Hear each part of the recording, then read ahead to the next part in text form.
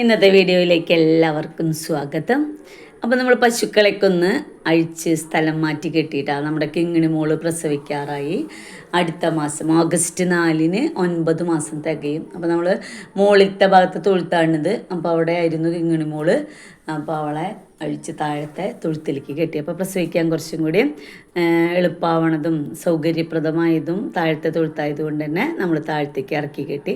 എന്നിട്ട് നമ്മുടെ ദേവുട്ടീനെ മുകളിലേക്ക് കെട്ടി. അപ്പോൾ ദേവുട്ടി ഇപ്പോൾ മുകളിലാണ്. ദേവുട്ടീൻ്റെ മോള് നമ്മുടെ കുഞ്ഞിപ്പെണ്ണും അടുത്തടുത്ത് വന്നിരിക്കുകയാണ്. നല്ല സെറ്റായിട്ടൊക്കെ ഇരിക്കുന്നുണ്ട് അമ്മയും മോളൊക്കെ. അപ്പോൾ എല്ലാവരെയും ഒന്ന് പുറത്തേക്ക് അഴിച്ച് കെട്ടി. ഞാൻ പറയാറുണ്ടല്ലോ എപ്പോഴും നമ്മുടെ തൊഴുത്തിൽ ഈ അറ്റത്തൊക്കെ ഉള്ള ആളെ അഴിക്കണമെങ്കിൽ നമുക്ക് എല്ലാവരെയും അഴിക്കണം. അഴിച്ച് കെട്ടാനുള്ളൊരു സ്ഥലക്കുറവുള്ളത് കൊണ്ട് തന്നെ നമുക്ക് ഇടയ്ക്കിടയ്ക്ക് ചെയ്യാനായിട്ട് ബുദ്ധിമുട്ടുണ്ട്. അല്ലെങ്കിൽ ഇടയ്ക്കൊക്കെ ഒന്ന് ഇറക്കി കെട്ടാം ഒക്കെ ചെയ്യാം. അപ്പോൾ ഇപ്പോഴാണെങ്കിൽ ഫ്രണ്ടിലുള്ള കുറച്ച് മരങ്ങളൊക്കെ മുറിച്ചത് കൊണ്ട് തന്നെ ഇപ്പോൾ കെട്ടാനൊക്കെ ബുദ്ധിമുട്ടാണ്. എന്നാലും നമ്മൾ ബാക്കിലത്തെ പറമ്പിലും ഫ്രണ്ടിലൊക്കെ ആയിട്ട് അവരെയൊക്കെ ഒന്ന് അഴിച്ച് കെട്ടി. പുതിയ സ്ഥലം എന്ന് പറഞ്ഞാൽ അവരെപ്പോഴും അങ്ങനെ ഓരോരുത്തർ പ്രസവിക്കാറാകുമ്പോഴാണ് നമ്മൾ മാറ്റി മാറ്റി കെട്ടാറ്. അപ്പോൾ കിങ്ങിണി മോൾക്ക് ചെറിയൊരു കാലുവേദന ഉണ്ട്. അത് അവൾക്ക് എപ്പോഴും ഉണ്ട്. ഇടയ്ക്ക് വരും, പിന്നെ മാറും. വലിയൊരു പശുവാണ്. പിന്നെ അതിൻ്റെ കുളമ്പുകൾ കുറച്ച് നീണ്ടു പോയിട്ടുണ്ട്. അങ്ങനെയൊക്കെ ആയിട്ടുള്ള പ്രശ്നങ്ങളുണ്ട് അവൾക്ക്. കഴിഞ്ഞ പ്രസവം കഴിഞ്ഞപ്പോൾ തന്നെ അവളെ കൊടുക്കാമെന്ന് വിചാരിച്ചതായിരുന്നു.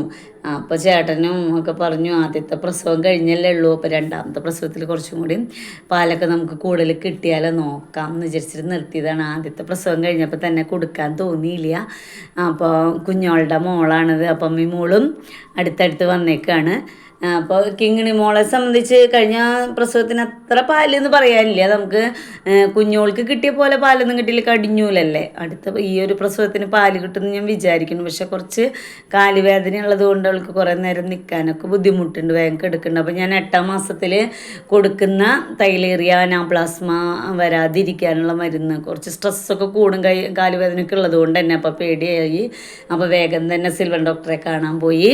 നമ്മൾ ആ മരുന്നൊക്കെ വാങ്ങി കൊടുത്തിട്ടുണ്ട്.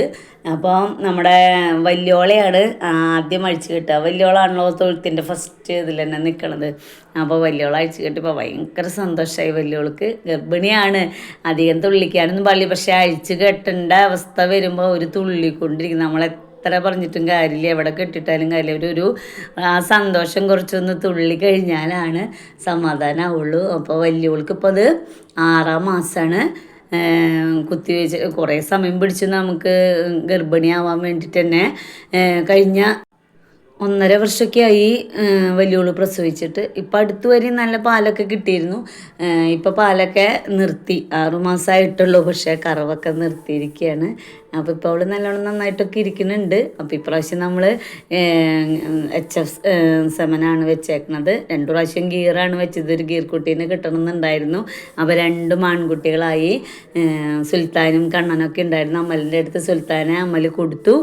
പിന്നെ ഒരു ദുഃഖവാർത്തയാണുള്ളത്. കണ്ണൻ അവൻ്റെ അടുത്തുണ്ടായിരുന്നു. 1.5 വയസ്സായിട്ട് നല്ല കുട്ടനായിട്ട് വളർന്നു വരികയായിരുന്നു. പെട്ടെന്ന് തന്നെ അവന് ഒരു വയറ് വന്ന് വീർക്കണ ഒരു അസുഖം വന്ന് പെട്ടെന്ന് അവൻ ചത്തുപോയി. കേട്ടിട്ട് എനിക്ക് ഒരുപാട് സങ്കടമായി. വേറെ ഇപ്പോൾ വല്ലവരും കൊടുത്തു, വേറെ അകലേക്ക് കൊടുത്തു വിടാൻ നമ്മൾ അറിയില്ല. ഇത് അമ്മലിൻ്റെ അടുത്തായ കാരണം വിശേഷങ്ങൾ അറിഞ്ഞപ്പോൾ എനിക്കത് വലിയ വിഷമം തോന്നി. എന്താ ചെയ്യുക, അവൻ ചികിത്സയ്ക്കൊക്കെ ചെയ്തു, മരുന്നൊക്കെ കൊടുക്കുകയൊക്കെ ചെയ്തു, ഇഞ്ചക്ഷനൊക്കെ ചെയ്തു. പക്ഷേ അവൻ ചത്തുപോയി എന്നുള്ളതാണ്. കുറച്ചും കൂടി കഴിഞ്ഞാൽ അവൻ്റെ വീട്ടിൽ ക്രോസ് ചെയ്യാനൊക്കെ പറ്റിയ, അതുപോലെ വലുതായി വന്നതായിരുന്നു അവൻ. പെട്ടെന്ന് തന്നെ അവന് അസുഖം വന്നവൻ അങ്ങനെ പോയി. അപ്പോൾ നമ്മുടെ വലിയോള് പ്രസവിച്ചൊരു നല്ല പശുക്കുട്ടീനെ കിട്ടണമെന്നുണ്ട് എനിക്ക്. വലിയോളുടെ പോലെ തന്നെ നല്ല സുന്ദരി പശുവാണ് നമ്മുടെ വലിയോള്. കാണാൻ മാത്രമല്ല നല്ല പാലും ഉണ്ട്. 16 ലിറ്റർ പാല് നമുക്ക് കഴിഞ്ഞ 2 പ്രസവത്തിന് അവൾക്ക് കിട്ടി. അത്രയും നല്ല ഒരു പശുവാണ്. പാലിൻ്റെ മാത്രമല്ല എല്ലാം കൊണ്ടും, അവളെ കുളിപ്പിക്കാനായാലും എന്തും തിന്നാനായാലും ഒന്നിനൊരു ബുദ്ധിമുട്ടില്ല. കറക്കാനായാലും നമുക്ക് കറന്ന് പാലെടുക്കാനായാലും ഒരു ബുദ്ധിമുട്ടില്ലാത്ത പശുവാണ്. അപ്പോൾ അവളുടെ ഒരു പശുക്കുട്ടി ഉണ്ടാവണേ, അവളുടെ ഒരു. അപ്പോൾ കുഞ്ഞോള് പ്രസവിച്ചിട്ട് നമുക്ക് കിങ്ങിണി മോളുണ്ട്. അപ്പോൾ അതുപോലെ അവൾക്കും നല്ലൊരു കുട്ടി ഉണ്ടാവുമെന്ന് വിചാരിക്കുന്നു.